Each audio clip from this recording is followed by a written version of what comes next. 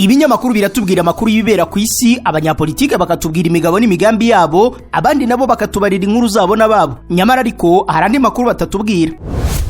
Ayo makuru na ya kampani Rubavu Buy and Sell Limited. Ngiyi kampani yizewe mu kugura no kugurisha ibibanza n'inzu mu buryo bwihuse. Ikorera mu burengerazuba bw'u Rwanda, by'umwihariko mu mujyi wa Rubavu ndetse no mu karere ka Musanze. Uretse kugura no kugurisha inzu, inabafasha kugura ibibanza no kubigurisha, ikanabafasha kubona apartment zo kubamo by'igihe gito cyangwa kirambye, ikanabafasha kuzamamaza. Ku bindi bisobanuro waduhamagara kuri 0782 42 43 82 cyangwa ukatwandikira ku mbuga nkoranyambaga zacu, hose twitwa Rubavu Real Estate. Rubavu Buy and Sell Limited, your trusted real estate partner.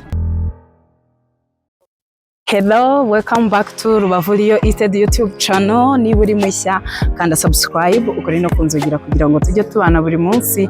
Like, share, comments byose ni ingenzi kuri YouTube channel yacu, kuri YouTube channel yanyu.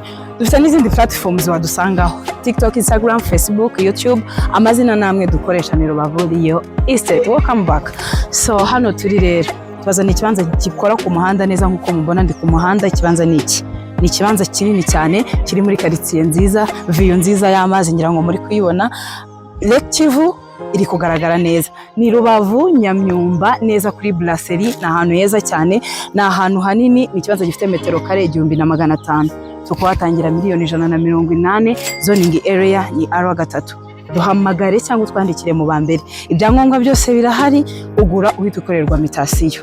Duhamagare kuri numero ubona kuri screen yawe cyangwa twandikire. Ushaka no kutwandikira ku mbuga nkoranyambaga dukoresha: TikTok, Instagram, Facebook.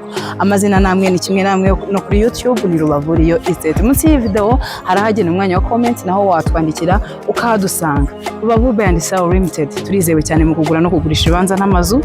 Dukorera mu ntara y'Iburengerazuba, especially mu karere ka Rubavu na karere ka Musanze. Usibye n'ibyo, tubafasha kubigura no kubigurisha, tubafasha kubona apartment zo kubamo by'igihe gito cyangwa by'igihe kirekire. Waduhamagara kuri iyo nimero ubona, watwandikira hose watusangayo. Rubavu Buy and Sell, your trusted real estate partner, we always here for you.